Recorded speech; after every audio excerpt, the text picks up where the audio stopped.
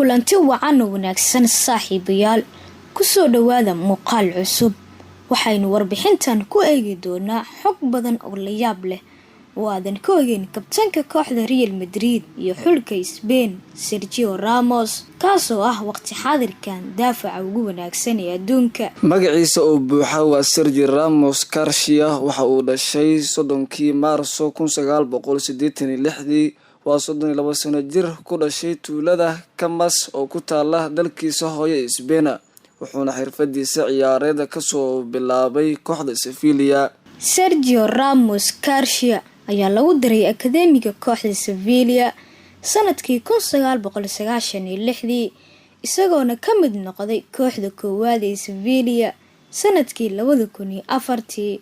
kowda February sanadkii 2004 Sergio Ramos ayaa saftay kulankiisii ugu horeysay horyaalka La Liga kadib markii uu bedel ku soo galay kulan ay Sevilla hal gool iyo eber uga adkaatay kooxda Deportivo isagoona daqiiqadii 64 lagu bedelay.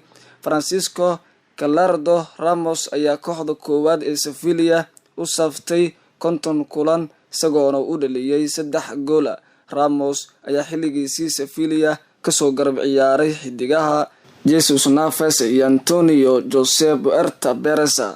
sanadkii 2005 kooxda Real Madrid ayaa adduun lacageedan 27 milyan oo euro kula soo wareegtay xidiga Sergio Ramos waxaana la guddoonsiiyay lambarka 4 oo u baneeyay Fernando Hierro. 6 December 2005 Ramos ayaa goolkiisii ugu horeeyay u dhaliyay Maringueska ciyaar ay Real Madrid 2 gool iyo gool uga adkaatay Olympiacos kulan ka tirsanay wareegga gurubyada tartanka UEFA Champions League.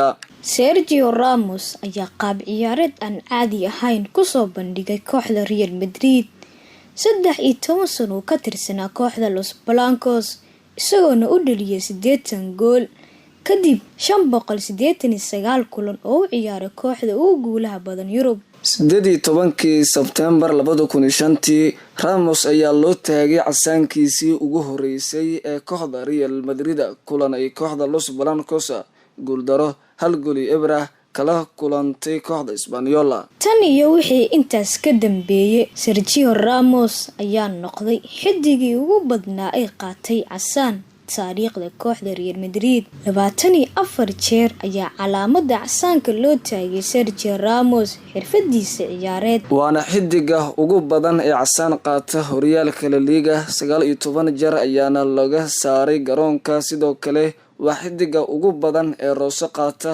kulan El Clasico iyadoona 5 jeer rooso kulanka El Clasico loo taagay kabtanka kooxda Real Madrid Sergio Ramos. Ramos ayaa haysta rikoorka ninka ugu badan ee qaata calaamada jaalaha tartanka Champions League isagoo 39 jaale ayuu qaatay. sidoo kale Sergio Ramos ayaa 3 jeer casaan qaatay tartanka Champions League halka 2 jeer uu casaan qaatay Copa del Rey. intii lagu guda jiray xilli ciyaareedkii 2007-2008 Ramos ayaa dhaliyay 5 gool isagoona kooxda Real Madrid kula guuleystay sanadkaas koobkii 30aad ee horyaalka La Liga oo ay kooxda Real Madrid ku guuleysato taariikhda. kabtanka kooxda Real Madrid Sergio Ramos ayaa dhaliyay wax ka badan 100 gool xirfadiisa kadib in ka badan 16 sano ku guda jiray ciyaarista kubadda cagta. sidoo kale Ramos ayaa 11 gool ka dhaliyay tartanka Champions League waa daafaca afraad ugu goolasha badan Champions League kadib Roberto Carlos, Ivan Higuaín iyo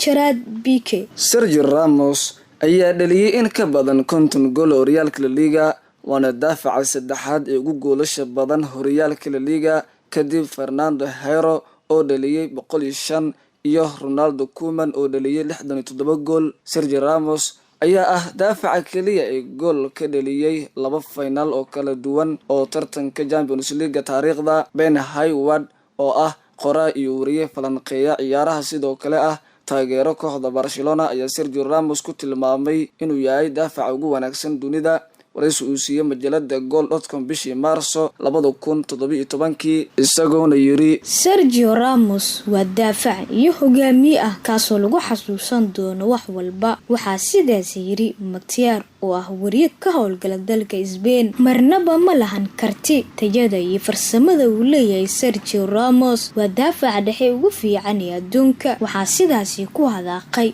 Jorge Chiellini. Sergio Ramos oo ka hadlay abaalmarinta Ballon d'Or mar la weydiiyay inuusan weligiis ku guuleysan abaalmarintaasi. waxba igama gelin Ballon d'Or. haddii aan doonayo inaan ku guuleysto koob shakhsiyeed waxaan ciyaari lahaa tenniska. xaaska u dhaxda Ramos waxaa lagu magacaabaa Pilar Rubio Fernandes oo ay isbarteen sanadkii 2012. Pilar Rubio Fernandes ayaa u dhalatay dalka Spain waana 40 jir ka howlgasha TV laga leeyahay dalka Spain. waxay u dhashay Ramos 3 caruur ah oo lagu magacaabo Marco Ramos, Alexandro iyo Sergio Jr. ka hor inta aysan ku aqal galin magaalada uu ku dhashay ee Sevilla 15 Juun 2019. haddii aanu eegno waayihiisa ciyaareed ee xulka Spain, Sergio Ramos ayaa kulankiisii ugu horeeyay saftay xulka Spain markii isagoo 18 sano jir sanadkii 2003 wuxuu noqday ciyaaryahankii ugu da'da yara ee xulka Spain u safta 100 kulan. sidoo kale waa xidiga labaad ee ugu safashada badan xulka lagu naaneyso La Roja. 161 kulan ayuu u saftay xulka Spain isagoo dhaliyay 20 gool. wuxuuna kula guuleystay Euro 2008, koobkii adduunka 2010 iyo Euro 2012. Sergio Ramos ayaa ku guuleystay 23 koob xirfadiisa ciyaareed,